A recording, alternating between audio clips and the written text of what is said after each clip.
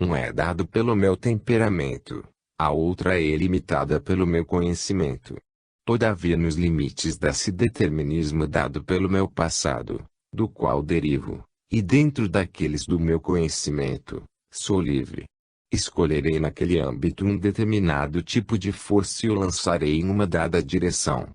Se esta escolha deriva dos meus precedentes, dela por sua vez dependem todas as consequências.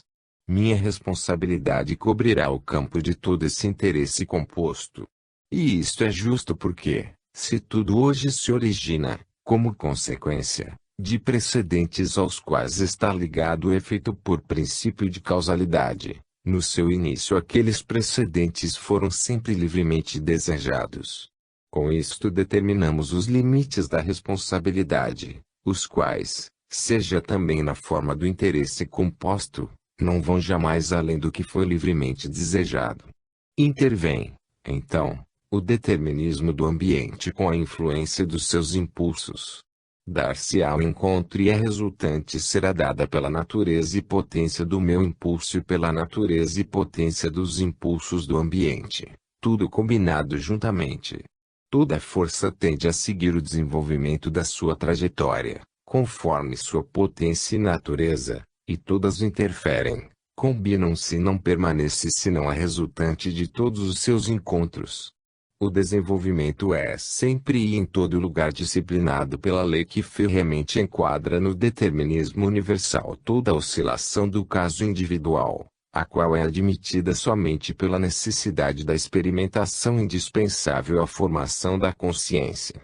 Assim, a ignorância de quem lança o primeiro impulso é prevista no sistema e, se ela leva para a desordem e o mal, é logo corrigida com a dor que ensina, e dor que restabelece a ordem.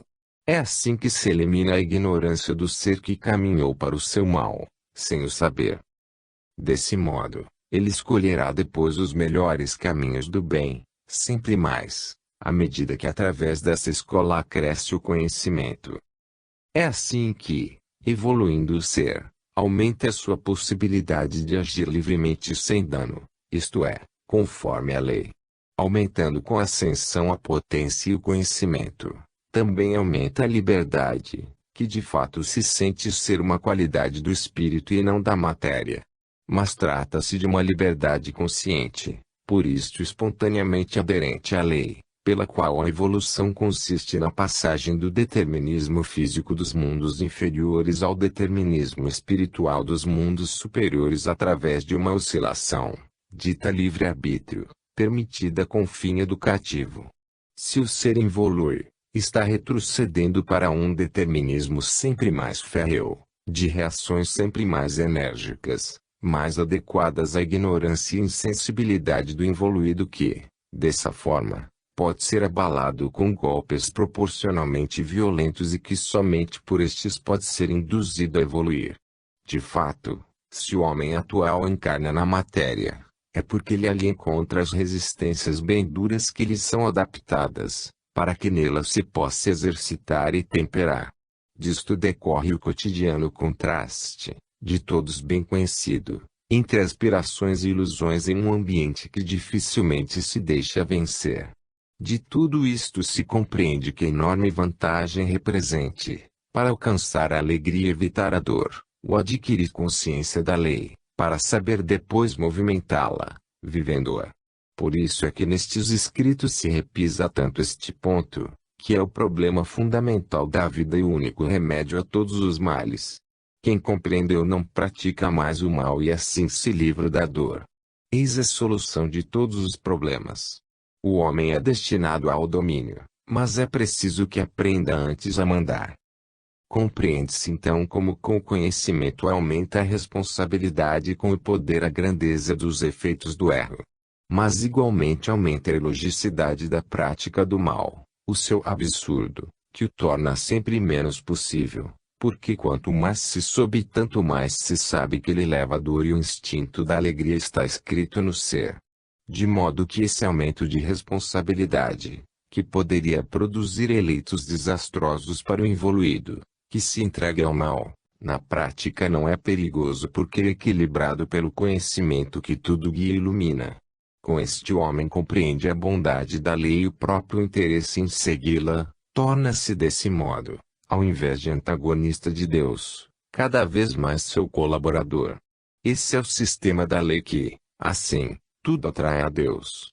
Dada essa estrutura, isto se torna fatal.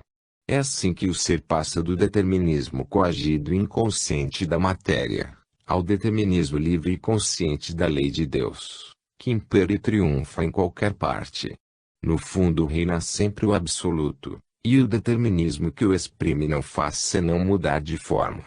O ser que evolui em conhecimento tende automaticamente a limitar a maior liberdade que dele resulta e, em vez de servir-se dela para cair na anarquia, reorganiza os seus livres atos de acordo com a lei. É assim que maior poder e liberdade conexos ao conhecimento não se resolvem em desordem, mas em uma ordem sempre mais elevada.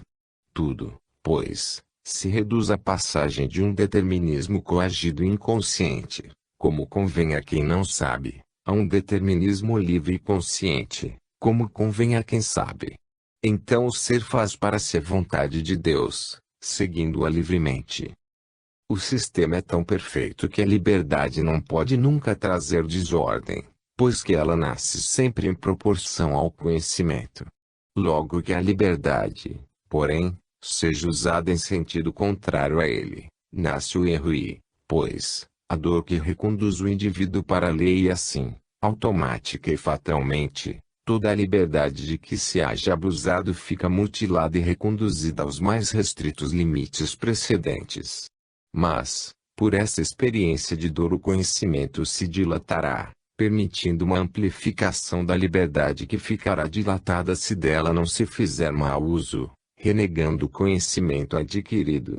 O sistema de forças, com suas sábias reações, constitui o trilho e contém a escala automática da evolução. A liberdade, como é usualmente entendida, como arbítrio, sem conhecimento, não pode levar senão ao erro e a dor enfim à sua perda automática. Muitos procuram a liberdade no abuso e na licença. A sua ignorância os faz cair na cilada. A lei de Deus os espera na passagem, espera-os o erro, a dor e a perda de liberdade. O melhoramento esperado torna-se ilusão. Dentro da lei, com a força não se sobe, mas com o mérito, inútil é impor-se, quando não se sabe agir. Não se vê a lei, ela se esquiva ao ignorante, mas não se pode fraudá-la. O rebelde, pois, é destinado a recair na dor para aprender. Assim quer a lei na sua bondade, repele-o para o seu plano, para o seu bem. A ordem sempre vence qualquer que seja a força e maldade humana, a justiça triunfa. Satanás, o rebelde, está confinado no seu inferno. Cada liberdade desproporcional, perigosa para o ser, porque é superior ao seu conhecimento, lhe é imediatamente retirada.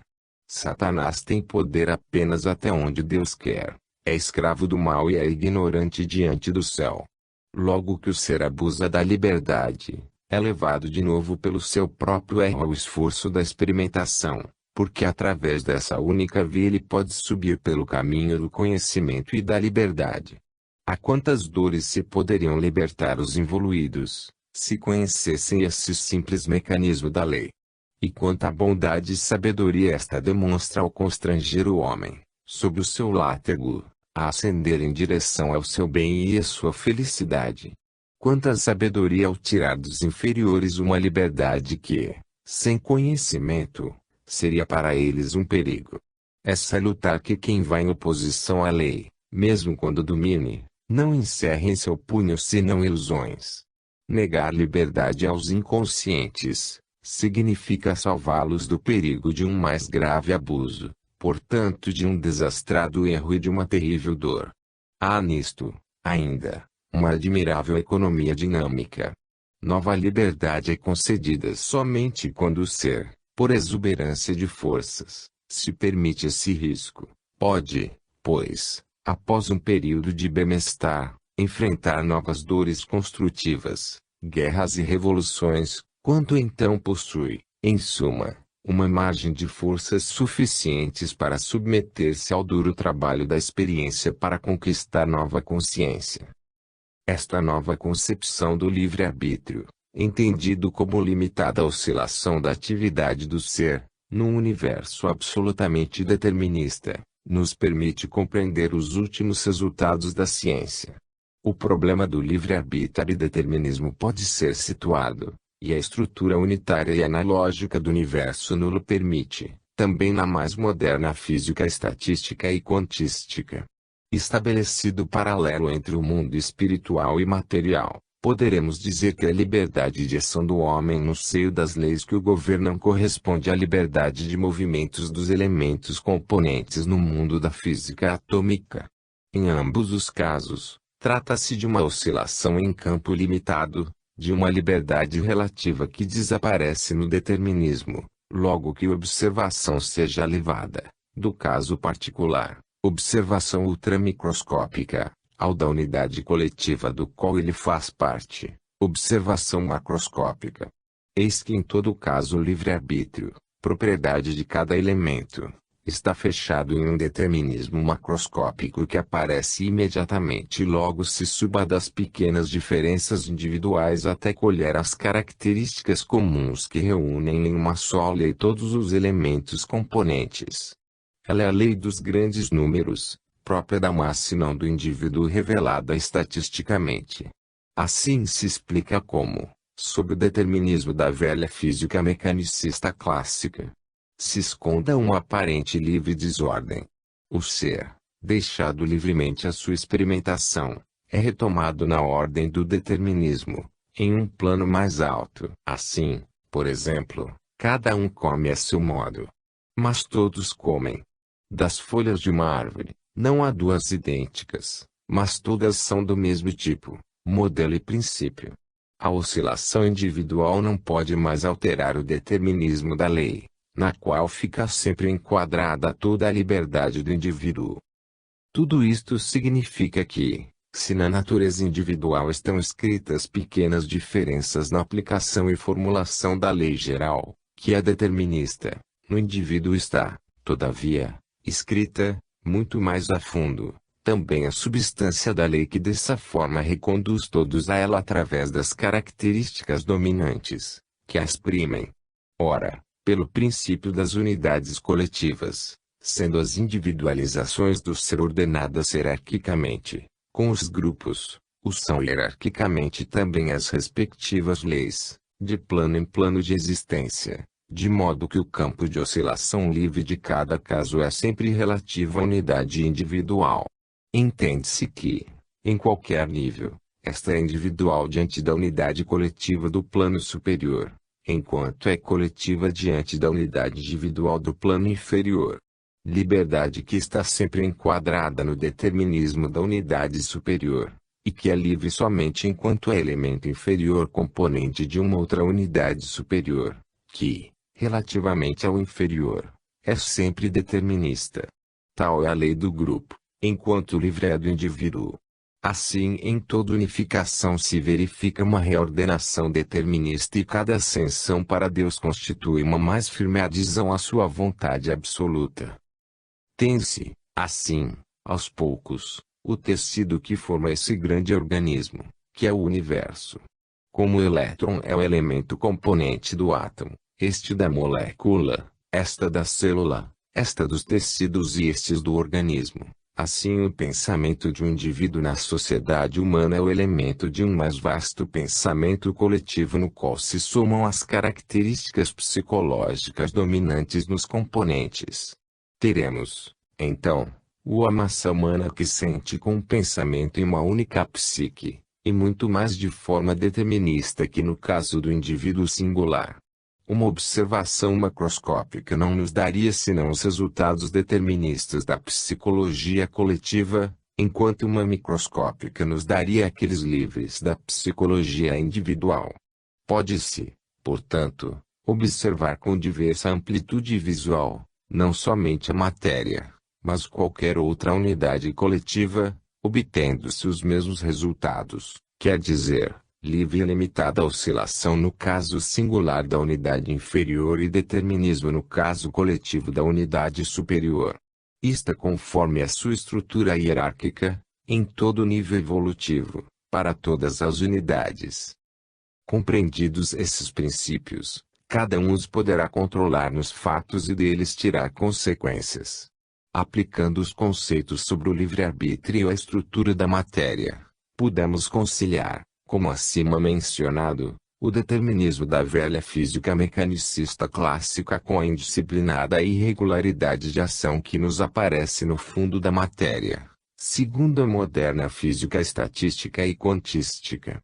Podemos compreender, outros sim, como se pode passar de um campo de forças regulado, conforme o princípio do livre-arbítrio regulado pelo determinismo.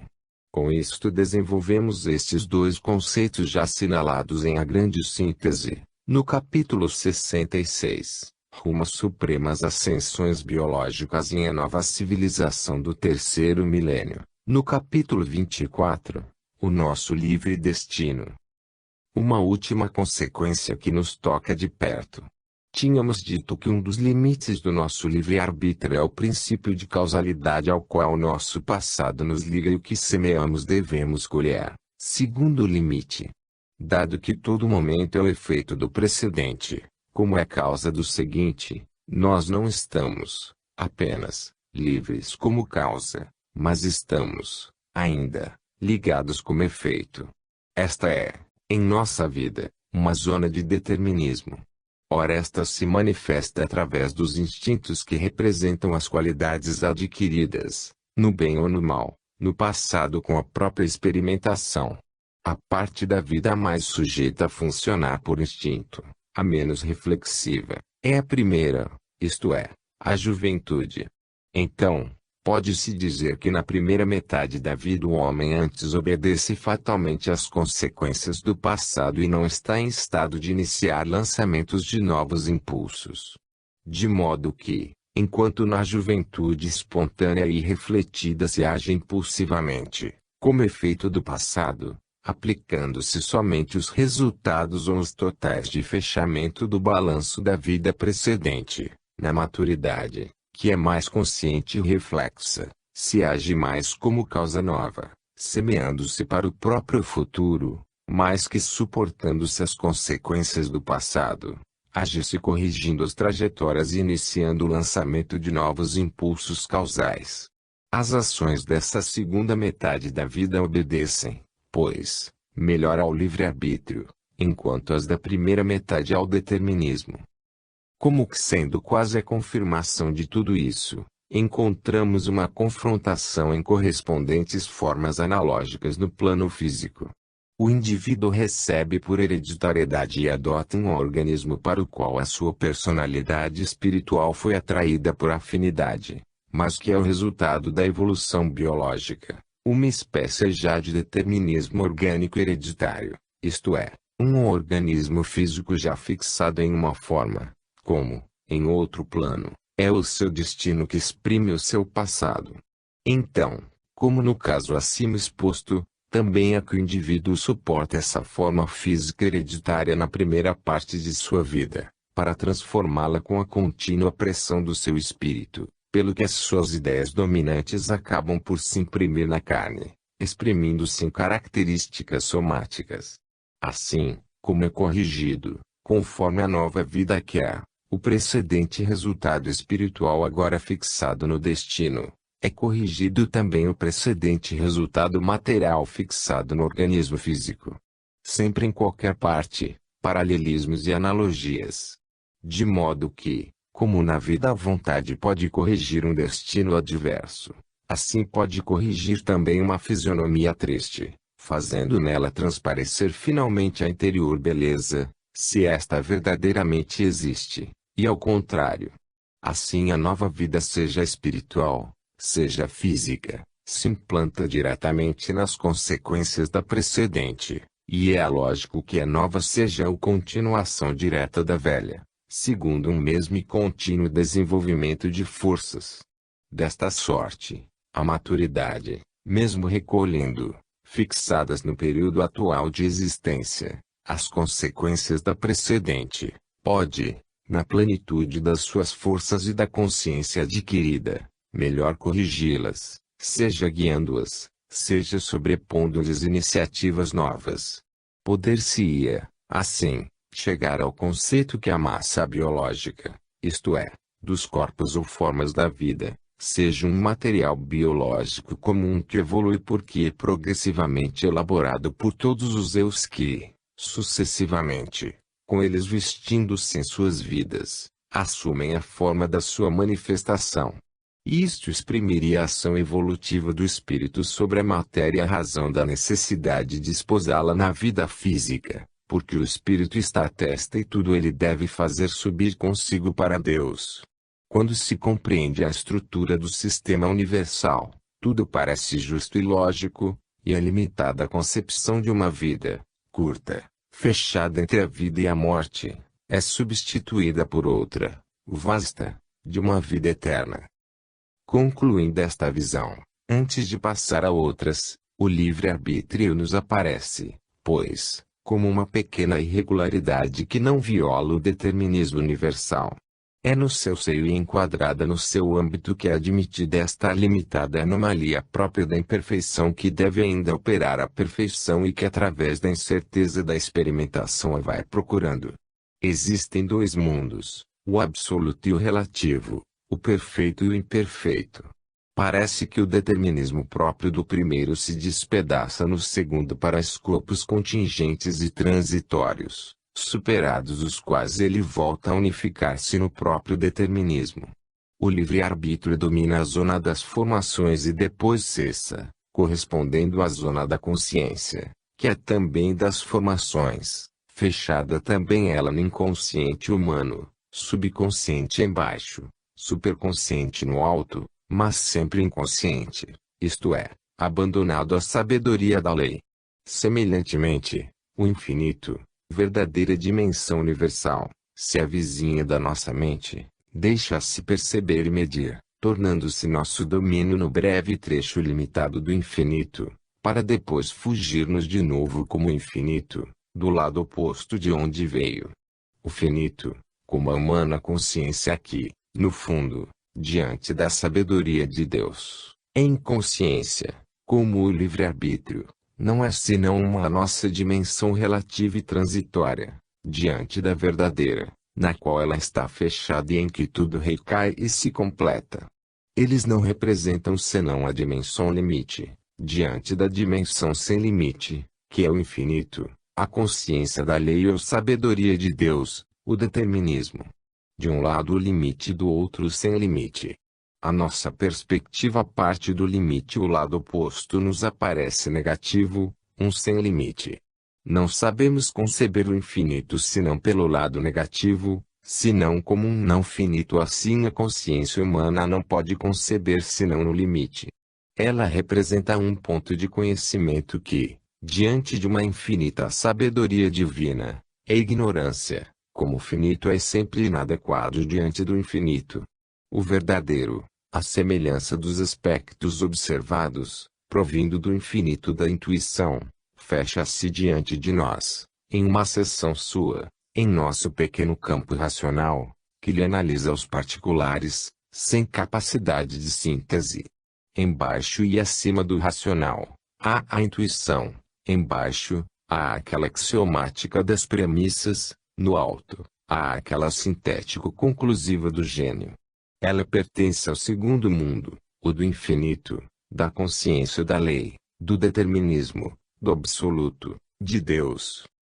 12. Equilíbrios. A glória daquele, que tudo movimenta no universo, penetra e resplende, numa parte, mais, noutra menos.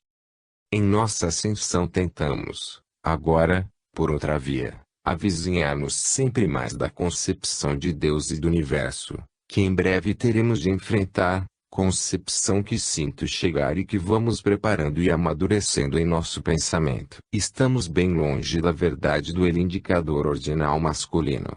Capítulo. O homem normal não forma a ideia do universo de maravilhosos equilíbrios onde ele vive. Acredita que as harmonias da ordem divina se encontrem somente no alto, no chamado paraíso. Não aquela ordem, expressão de Deus, está em qualquer lugar, também no inferno terrestre.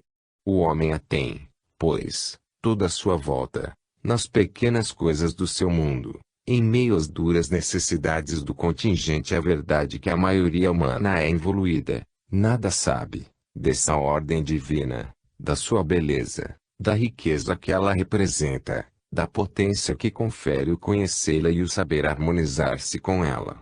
A maioria evoluída está, pois, mais atenta a violar continuamente essa ordem, o que redunda em seu prejuízo e não da ordem que, na sua perfeição, possui essa característica, a de saber tornar automaticamente a reconstituir-se, não obstante toda a violação. Assim o homem está ativamente ocupado em procurar, sem descanso, somente o próprio dano e a própria dor. Mas isto é necessário para que ele, mesmo ficando livre, aprenda. E assim, na sabedoria divina, a desordem voluntária da inconsciência humana se transforma em uma mais alta ordem futura, e a dor, que deriva daquela desordem, se torna um meio de ascensão para uma felicidade mais completa. De certo, o homem atual não imagina que haja no universo ao alcance de sua mão uma riqueza, poder e felicidade imensas. Delas se acha afastado pela sua involução, que é a ignorância, e para conhecer, é preciso evoluir, isto é, lutar e sofrer. A mente, que no aparente caos humano sabe recolocar cada coisa em seu lugar, verá um desenho maravilhoso de que ele faz parte, verá que tudo é lógico e ordenado para o bem, conquanto tristes possam ser as condições do indivíduo e do momento. O evoluído vê as metas de tudo e a íntima e tenaz reconstituição da ordem, a despeito da desordem vitoriosa, que está somente no exterior, na superfície, relativa e transitória. Otimismo, pois, um otimismo de ferro, de bases graníticas dadas por um profundo conhecimento científico da vida e de suas leis. Otimismo em todo caso, ainda quando as coisas vão mal, ainda diante da triste verificação de que toda descoberta científica e todo progresso no conhecimento venham a ser usados pelo homem em primeiro lugar para praticar o mal. A lei quer que, quem pratica o mal, evolua, tenda a aprofundar-se em ignorância sempre maior e dor, até a autodestruição. E quer que, quem faz o bem, evolua, tenda a subir para uma sempre maior sabedoria e felicidade, até a fusão em Deus.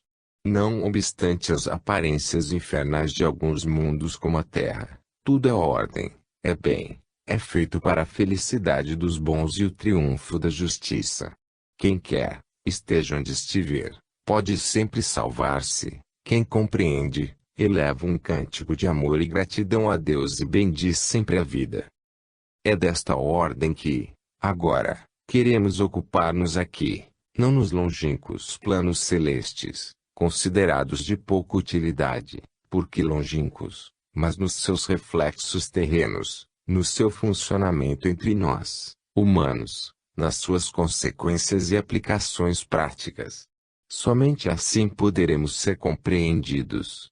É lei geral no universo o princípio de dualidade, pelo qual cada unidade ou individualização do ser é dúplice, isto é, separada e no entanto soldada no seu íntimo, em duas metades contrárias, inversas e complementares, que se combatem e se procuram, se anulam e se completam e, na oposição de dois termos opostos e contrastantes, se constituem um sistema equilibrado, isto é, em unidade e indivíduo. Lei já demonstrada em outros escritos meus. Mas há mais. Os dois elementos do dualismo, constituindo toda a individualização, não assumem somente a forma estática, de equilíbrio estável, mas ainda a forma dinâmica de um sistema de forças, pelo qual os dois termos não são simplesmente contrapostos em equilíbrio, mas um deles, de valor positivo, se põe no centro do sistema e um ou mais elementos de sinal oposto ou valor negativo vêm a rodar-lhe em torno, dispondo-se na periferia. O número deles é variável em relação ao seu potencial dinâmico e ao do elemento central. Quanto mais esse núcleo é potente, maior é a sua capacidade de irradiar e, portanto, o poder de reger um maior número de elementos satélites. Paralelamente, quanto menor é a amplitude ou capacidade negativa de receber carga positiva do núcleo da parte dos elementos satélites, tanto maior é o número que o sistema pode suportar. E por uma razão, cada um dos dois termos se põe, no sistema, em relação ao outro e, pela estabilidade e equilíbrio deste, eles se devem harmonizar. Observemos como esse princípio, sobretudo em nossa realidade, tem influência. Comecemos pelo caso máximo. O universo todo é dúplice. Deus, princípio espiritual, positivo, está no centro. A forma matéria, negativa, está na periferia de um lado o motor, ativo, criador, do outro a manifestação, passiva, criada, refeito daquela causa. Os dois termos têm caracteres opostos. Deus é o espírito, o absoluto, o imóvel, o imutável, o pensamento diretor, o comando. O universo que vemos é a forma, o relativo, o móvel, o transitório, a expressão, a obediência à lei. Transcendência e imanência não são senão os dois termos opostos de um par no qual eles se unem em estreita unidade, ligados no mesmo sistema em inseparável monismo. Esse esquema único ecoa e se repete em todo o universo, até a sua última pulverização. Todo fenômeno é um tornar-se ligado ao par causa-efeito. Assim todo pensamento ou ato contém em si, conforme a sua natureza, as suas consequências. Assim o efeito gira em torno de sua causa até que esta se exaure nele. Casos menores.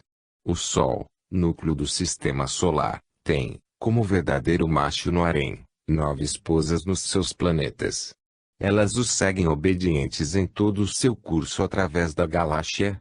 O mundo atômico é regulado pelos mesmos princípios. Em torno do elemento central do átomo, núcleo, de carga eletropositiva, rodam tanto os elétrons de carga eletronegativa, quantos o elemento central possa reger. Temos, assim, no microcosmo atômico, um verdadeiro sistema planetário em que o núcleo representa o Sol. E todo sistema planetário não é senão o átomo de uma química astronômica do macrocosmo. Na Terra temos 92 elementos, ou corpos simples, que vão do hidrogênio, H, ao urânio, U, unidades atômicas em que o número dos elétrons, que giram em torno do núcleo, sobe de 1 no H a 92 no. Isto quer dizer que o núcleo de H representa um potencial capaz de reger um só planeta e o de U de reger 92. No mundo orgânico, a distinção sexual, antes de chegar às suas manifestações somáticas e psíquicas, existe na célula e precisamente conforme os mencionados princípios. A célula é um microcosmo formado como um sistema planetário, cujo centro é constituído pelo núcleo, elemento positivo, masculino, e a periferia, ou corte, ou harém eletrônico, é constituída pelo protoplasma, elemento negativo, feminino. Os dois dinamismos são inversos e complementares, reciprocamente contrários e equilibrados. E eis-nos chegados às aplicações práticas que mais interessam ao leitor. A saúde, a resistência orgânica, que tanta parte representam na luta pela vida, dependem em grande parte do equilíbrio entre núcleo e protoplasma. Pelo mencionado princípio, dado o seu dinamismo inverso, eles representam funções inversas e complementares. O núcleo é ativo, portanto, dinamizante, ao ponto de, se não encontrar no par o elemento contrário como função compensadora e de equilíbrio, torna-se destrutivo. Ele tende a transformar tudo em energia e, por isto, a queimar o material orgânico. É o verdadeiro motor da vida e agente da evolução, o catalisador, o princípio do vir a ser e da transformação. Ele tende a dissolver, a consumir e, quando não freado, a queimar e destruir. A sua ação é oxidante dissolvente da matéria nutritiva acumulada no protoplasma, para reduzi-la a energia. Ele é em suma o Deus animador da célula e, portanto, da vida. Representa a função da combustão e da troca, a função de governo e de comando. Como o Sol rege, guia e faz avançar os seus planetas, ao núcleo pertence a tarefa da direção e da ascensão. Essa função toda masculina e divinamente criadora recorda e repete num plano mais elevado o motivo da gênese da energia por desintegração atômica que se verifica nas mais complexas formas da individualização química. Como o Sol, o núcleo arde, aquece e arrasta consigo todo o sistema que comanda, e se entrega, irradia e sustém. Ele representa e reproduz em proporção de sua potência o esquema geral do universo, esquema que é único em qualquer lugar. Ele reflete e repete no seu plano as funções diretoras do princípio geral do cosmo, que conforme a mesma e única lei, monismo, retorna em todos os menores sistemas componentes até a infinitesimal ramificação, os quais, por sua vez, emanam-se por reagrupamentos graduais e progressivos, segundo a lei das unidades coletivas múltiplas, e se estendem todos no centro, para se reencontrarem e recomporem em unidade. Que faz o protoplasma, pelo seu lado? Logicamente, as suas características e funções devem ser opostas. Se o princípio da inovação não fosse equilibrado por aquele da conservação, nem nos surpreenda reencontrar na estrutura da célula os princípios contrastantes do misoneísmo e do progresso, próprios da vida social. Para quem compreendeu a unidade do universo, são lógicas e verdadeiras essas relações entre a estrutura da célula e os movimentos coletivos e acontecimentos históricos, que também derivam da íntima constituição do ser humano. Pelo contrário, somente assim é que se pode verdadeiramente compreender a história. O poder do protoplasma é todo construtivo de material orgânico, integrante das perdas, fornecedor do combustível a ser queimado. Ele tende à economia, à conservação, a acumular as substâncias orgânicas, a armazenar reservas nutritivas, a engorda, em suma. O protoplasma é a fêmea a qual serve o macho, para que este, com o material recolhido por ela, possa, através do poder óxido redutivo do núcleo, isto é, das oxidações operadas por ele como núcleo, criar a energia vital. Reencontramos aqui um momento do fisiodinamo-psiquismo universal. O núcleo está incumbido de criar energia, destruindo matéria. No seu plano e sistema, o agente do transformismo fenômeno universal, em que a substância assume formas diversas. Em paralelo a essa função, o protoplasma é todo substância a ser plasmado, em expectativa de receber impressões para as conservar. Misoneísmo, diante do agente é o material da vida, é portanto feito todo para a construção e reintegração deste, para preencher todas as perdas nele verificadas por força do incêndio produzido pelo núcleo. Esta é a base do metabolismo orgânico. A vida se apoia nesses equilíbrios. A própria agricultura está sujeita a essas leis. A semente é o núcleo, princípio ativo. A terra representa o protoplasma, princípio passivo, acumulador de materiais que a semente toma em círculo no seu sistema. Há uma troca no terreno, regulado pelas plantas que nele vivem. A cultura intensiva, com base na adubação química, alterou, com a destruição da flora bacteriana essa permuta, pelo que hoje, ou se torna a fornecê-la à terra ou se deixará esta descansar, para ter tempo de reconstituir a flora e recuperar assim os materiais nutritivos dos quais a exploração intensiva depauperou, ou teremos uma produção agrícola progressivamente menor. No metabolismo orgânico o protoplasma trabalha para o núcleo, mas dele recebe a energia para trabalhar para ele. A fêmea é a serva do macho, mas dele recebe guia e defesa. Se os dois impulsos contrários não se compensassem e equilibrassem, e se, lutando um contra o outro, não se penetrassem e combinassem extinguindo a colaboração, seria o fim. O núcleo, sozinho, queimaria todo o material em energia. O protoplasma, sozinho, cristalizaria a célula, sufocando as reservas do núcleo e, paralisando assim a sua obra dissolvente reduzida, apodreceria tudo, insensivelmente, na mais indolente das inércias. No primeiro caso, haveria uma troca demasiado violenta e, com isto, o rápido exaurir dos capitais da célula, das reservas do protoplasma, enfim, a ruína do sistema orgânico e a morte por consumição. No segundo caso, teremos uma redução de potencial vital da célula, e pois, afrouxamento das trocas e uma atividade celular orgânica reduzida. Isto produzirá excessivas e insuportáveis escórias na troca, autointoxicações, e preparará o terreno orgânico onde medram e prosperam os micróbios, ensejando o desenvolvimento de doenças infecciosas, a disfunção dos órgãos, até a morte. Vê-se, pois, como temos em casa, antes em nosso próprio corpo, aqueles longínquos equilíbrios cósmicos pelos quais não nos interessamos, porque nos parecem muito afastados. Temos, ao contrário, em nós, e nos revelamos, como tudo, o mesmo esquema do universo. E a ordem está em nós e em todas as coisas e a essa ordem devemos nós, e tudo deve, a existência.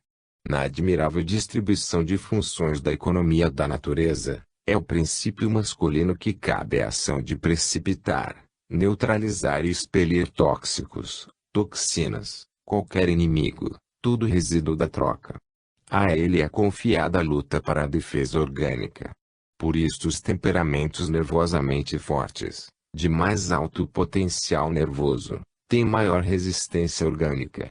Mas aí, se a sua função não fosse freada e equilibrada pelo princípio oposto, vimos o que sucede logo que os dois processos celulares de síntese e redução não se equilibram. Também o nosso metabolismo orgânico é uma luta, mas uma luta equilibrada. O princípio de dualidade e o esquema desse sistema de forças centrais e periféricas são uma lei universal. É esta universalidade que dá a toda a manifestação do ser a forma de luta. Compreende-se assim como o próprio homem não possa fazer nada senão em forma de luta e como toda atividade assume e não possa assumir senão essa forma. Ela nos indica a impossibilidade e o absurdo de querer eximir-se do esforço de medir-se com o próprio antagonista e como cada ser tem, naturalmente, conforme sua natureza, o seu próprio. Assim se explica como sem luta a vida se extingue. A gênese das defesas e da força que nos robustece está na luta. Conforme o que cada um tem o seu paralelo e proporcionado antagonista, que o atrai se deve medir com ele, para que se forme logo a hierarquia de quem manda e de quem obedece, segundo o seu valor, porque sempre e em qualquer parte as forças se dispõem naturalmente segundo o mencionado esquema sideral atômico. Essa é a lei do cosmo. Não há, portanto, outro recurso senão sermos fortes e premunidos, como nos quer a própria luta. Ou lutar e lutando ficar forte e vencer, ou servir e suportar, adaptar-se e, no caso extremo, morrer. Esse diálogo do núcleo e protoplasma não é senão o diálogo do sexo, isto é, do macho e da fêmea. E também esse é um equilíbrio cósmico que está em nós. Não é por acaso, mas é em harmonia e obediência a esse sistema universal, que o macho e a fêmea possuem determinadas características, distribuindo-se-lhes diversas funções. Não é por acaso, mas é conforme a lógica e a sábia economia da vida, que o macho está apto para a guerra e a fêmea para a reprodução, que o primeiro mata para criar, e a segunda gera e acumula para que ele possa matar e destruir para criar. Isto demonstra que a vida não é um fim em si mesmo, mas meio para evoluir. E se o primeiro é inovador até a distribuição, e a segunda conservadora até a extinção por inércia, a divina sabedoria os colocou juntos de propósito para se compensarem. Uma humanidade toda de homens matar-se-ia na luta, uma humanidade toda de mulheres acabar-se-ia na estagnação. Nenhum dos dois princípios saberia viver e poderia sobreviver sozinho. e eis-nos entre as paredes domésticas. O homem trabalha fora e leva para casa o fruto do seu trabalho. A mulher trabalha em casa e elabora aquele fruto, nos alimentos, cuidados e criação dos filhos. Este é o modelo, segundo o esquema da vida. A mulher operária, empregada, política, que luta contra o homem, é um aborto moderno, contra a natureza. Que o planeta se torne Sol, o elétron vá ao centro do átomo, que o protoplasma se faça núcleo, isto é patológico, é subversão. Mas há compensação também aqui o equilíbrio é salvo. O século atual, em que as mulheres são machos, deve compensar o do século dos 700, em que os machos de perucas e empoados eram fêmeas. Mas isto passará e retornar-se-á ao romantismo e então rir-se-á da atual mulher macho, como hoje se ri do macho mulher do século XVIII. Tudo se equilibra. A coletividade tem a sua forma de vida masculina e feminina. Nos períodos de grande esforço inovador e evolutivo, tudo se dinamiza e se torna macho. E assim a fêmea. Nos períodos de estagnação no bem-estar, em que se colhe o fruto do esforço precedente, se assimilam e fixam os resultados, tudo se harmoniza, embeleza e refina e se torna a fêmea, e assim o macho. Enquanto antes tudo era forte, mas rude, depois tudo se aperfeiçoa, torna-se gentil, mas também se debilita. Primeiro, a guerra e as revoluções, a vontade e a conquista, depois na paz as artes, a beleza e o amor. Assim se alternam, como o dia e a noite, fadiga e repouso, criação e assimilação, e com alternado trabalho, cada um repousando enquanto o outro se cansa, avançam espírito e matéria. O contínuo alternar-se dos dois períodos históricos, clássico e romântico, responde precisamente à lei do dualismo universal que reencontramos nos dois sexos. Trata-se de desequilíbrios sucessivos, necessários para o movimento evolutivo, que, porém, se compensando, sempre se equilibram. O mundo está hoje dividido neste sentido. De um lado um totalitarismo tirânico, revolucionário, guerreiro, pobre e conquistador, do outro lado as livres democracias, pacíficas, fartas e acumuladoras. De um lado o princípio comunista para tomar, de outro o princípio capitalista para conservar. Ora, considerada em posição de equilíbrio e não como fase de transição, a vida da mulher, por sua natureza, reflexa, procura todos os seus motivos do macho em função do qual, como verdadeiro satélite, vive e funciona. Essa é a sua posição natural, o seu equilíbrio é que ela, naturalmente, sempre tem tendência para retornar. Somente ao macho a natureza dá a iniciativa. Ao satélite fêmea cabe a obediência. E se, transitoriamente, arrastados pelo prevalecer do impulso oposto, o macho se adapta a funcionar como fêmea e ao contrário, isto sempre se dá por substituição. O deslocamento é acidental e transitório. A verdadeira mulher ama, o verdadeiro homem conquista. Na evolução, à frente está o macho e, atrás, seguem os satélites. Na ponta do trem está a máquina e não os vagões que, ao contrário, se deixam arrastar. Já que há tantas formas de evolução e tantas diversas atitudes, o progresso depende do que esse macho compreende. Se ele é ainda um evoluído, fará a luta do animal para a seleção de um mais forte tipo animal. Se ele for evoluído, fará uma luta mais inteligente e civil, para a seleção de um tipo biológico mais elevado. Mas, em cada caso, a mulher não pode senão inserir-se no sistema do macho, se não seguir passivamente o elemento ativo. Quando quer se tornar ativa, fica naturalmente fora de fase e, não sendo munida pela natureza para essa função e luta, vem a encontrar-se em condições de inferioridade e naturalmente sofre. Se é mulher, não pode funcionar como núcleo. Isto é inato nela até nas profundezas celulares do seu organismo.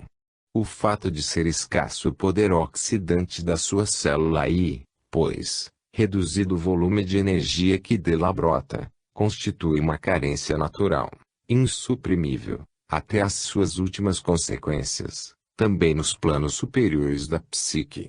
Por isto a mulher, essencialmente protoplásmica, tem necessidade de se completar, pedindo poder dinamizante ao princípio nuclear masculino. Eis-nos diante de novas e mais próximas aplicações do princípio de equilíbrio universal. Como compensa a mulher as suas reduzidas capacidades metabólicas, como vivifica a sua troca que é toda a poupança, como age a sua célula acumuladora para torná-la se carregar de energia. Como pode comunicar com o princípio oposto para se recarregar, e ao contrário como pode aquele princípio oposto se descarregar nela. E qual o princípio regulador dessas trocas de opostos recursos e cargas? É evidente que os dois princípios opostos, o positivo e o negativo, para poder reciprocamente se compensar e, com isto, formar o equilíbrio, devem ser comunicantes. Vejamos como isto se dá. No mundo orgânico são os hormônios que, mais ou menos, excitam e, portanto, regulam o metabolismo e a atividade funcional de todo o órgão. Eles são produtos das várias glândulas de secreção interna, mas sobretudo dos ovários e dos testículos. Os primeiros produzem os hormônios ovarianos aptos a excitar a função de reintegração e construção orgânica. Os segundos produzem hormônios de grande potência oxidativa, dinamizante. A atração sexual é dada de um lado pela carência e, de outro, pela abundância desses hormônios e ao contrário para as de tipo oposto. Para atingir, através da compensação, o equilíbrio, eles tendem naturalmente para a troca. Reencontramos aqui, também nas leis do amor, aquele universal princípio de equilíbrio que tudo rege. Nele reencontramos até o equilibrar-se da procura e da oferta, que é a base das nossas trocas e da ciência econômica. Para cada um, conforme o seu sexo e tipo, trata-se de adquirir de quem os possui em excesso os elementos necessários que lhe faltam, e de ceder os de que tem abundância a quem deles tem carência. Somente assim, cada um pode atingir um bom reajustamento da própria troca e de todas as consequentes funções vitais. Somente assim os dois desequilíbrios se reequilibram e as recíprocas carências se suprem e se saciam. Entre iguais, mesmo sexo, ou semelhantes, mesmo a família, não há atração, mas repulsão ou indiferença. E a troca que, através do ato sexual, em que se dá a absorção, permite a cada um dos dois sexos descarregar o próprio tipo de hormônios supérfluos e se refornecer dos hormônios de tipo e ação oposta. E através da troca sexual que a célula consegue pôr água no vinho e vinho na água, conforme sua natureza e necessidades, e assim regular o seu metabolismo, a sua vitalidade e funcionamento orgânico. Aqui não há espaço para expor em particular a modalidade dessa troca. Baste notar aqui as relações entre um não sábio uso do sexo e as alterações da troca e como, por excesso ou por defeito, se possa chegar a acumulações de escórias, a autointoxicações e enfim a debilidade e vulnerabilidade orgânicas, que, somando-se com hereditariedade, vem a constituir grande parte daquelas carências e predisposições ao assalto microbiano, que representam a odiena delícia do mundo. Todo fato, também uma doença infecciosa, é sempre conexo às suas mais longínquas raízes. Os erros, os abusos, em cada campo, justamente por essa lei de equilíbrio, é natural que se paguem. De qualquer natureza que sejam, exatamente porque são desequilíbrios, se devem reequilibrar. E reequilibram-se laboriosamente, saneando a própria desarmonia com esforço. Aquela é dor, este é fadiga e dor. Esta grande mestra da vida tudo sana e nos faz compreender. Essa é a medicina na ordem divina. Ela é amarga, mas é justa e cura. E nenhuma coisa é mais criadora do que uma dor compreendida. Onde quer que lancemos o olhar, encontraremos o bem e equilíbrio.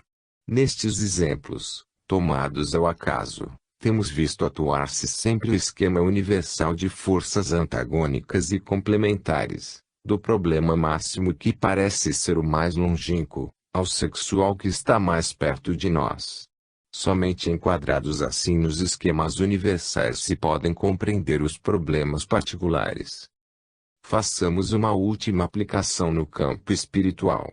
Todo chefe, em qualquer campo em que opere, é sempre um núcleo em torno do qual gravitam discípulos, súditos, exércitos, imitadores, clientes. Em toda manifestação coletiva, social, política, religiosa, econômica, intelectual, também as forças espirituais se distribuem metodicamente, segundo o esquema habitual de núcleo central e elétrons periféricos, rodando em torno à guisa de sistema planetário. O chefe, à semelhança de Sol, sempre arrasta atrás de si a sua corte de satélites. O esquema de distribuição de forças no sistema do átomo, da célula, como no solar, é o mesmo, também nos sistemas políticos nos quais se ordena a sociedade humana. Os povos giram em torno de seu governo. Os dois são opostos e complementares. No âmbito da nação, eles lutam entre si, mas formam a nação que é uma unidade. Para que o sistema de forças se possa formar, é necessário que os dois termos sejam reciprocamente proporcionais e qualitativamente afins. De outro modo o equilíbrio e a simbiose não se formam ou se desmancham. Por isso os povos têm os governos que merecem e ao contrário. No grande organismo coletivo, nova unidade biológica do porvir, hoje em formação, o povo representa o protoplasma, a massa demográfica acumuladora de carne e de bens. O chefe é o núcleo que tudo move e dinamiza, mas que está, também, pronto a tudo queimar, para o progresso, nas guerras e revoluções. Dessa forma os dois termos se condicionam, se freiam, se equilibram reciprocamente. Depois de um esforço bélico ou revolucionário, os povos se recusam ao movimento inovador e se concentram, exaurido o esforço expansionista, na função de acumular. Chefes e massas funcionam subordinados e, como macho e fêmea, não se sabe quem mais comanda. Algumas vezes os povos mandam e os chefes obedecem. Quem guia a história não são, pois, nem uns nem outros, mas as leis da vida que guiam todos. Não há vontade humana que nos possa fazer sair desses equilíbrios e ordem. No interior de cada unidade há sempre luta e contraste, cada eu, núcleo, está abraçado à sua contradição, e quanto mais ele é forte, tanto maior é a sua atração e tanto mais numerosa é a corte dos seus satélites, que são seus sequazes e também inimigos. Ao vencedor, todos rendem o obséquio da fêmea ao macho. É homenagem da vida ao seu mais válido princípio, positivo, dinamizante, aquele a quem é confiada a evolução. Quem vence, é rei. Esta é a lei em todo o campo. Como vimos, tudo gira em torno de um centro. Deus, centro máximo, se reflete em infinitos centros menores, para baixo, até o infinitesimal. Assim toda a individualização reflete a sua imagem e ele é verdadeiramente presente em qualquer parte, até a última poeira do universo. O mais absoluto monismo é expresso na repetição do idêntico esquema, em todas as gradações e planos do ser, em todas as alturas de evolução. Assim o homem é feito à imagem e semelhança de Deus e em Deus o universo diz, eu, embora espedaçando-se em infinitas formas. Mas é no próprio eu que está em tudo o que existe, que o ser encontra o seu centro absoluto e eterno, a sua divindade, momento e reflexo da divindade suprema, não importa quais e quantas formas transitórias ele possa assumir no tempo. Dizer que a forma está na periferia e o princípio animador no centro, significa que a forma gira em torno da substância, a criação em torno do Criador, a matéria em torno do Espírito, a manifestação em torno do ser, o efeito em torno da causa, o relativo em torno do absoluto, o móvel em torno do imóvel, o transitório em torno do eterno, a obediência em torno do comando da lei de Deus. É tão universal esse esquema do ser que Deus mesmo representa e nessa forma se nos manifesta. Assim ele tem o seu termo oposto e complementar em Satanás, que o combate no entanto gira em torno dele, e por Deus único motor, é arrastado. Satanás é o mal, é a negação que não pode existir senão em função do bem, afirmação. Assim o mal gira em torno do bem e o erro em torno da verdade. Eles se condicionam reciprocamente. O mal é a condição da afirmação do bem, enquanto este é a condição da negação e destruição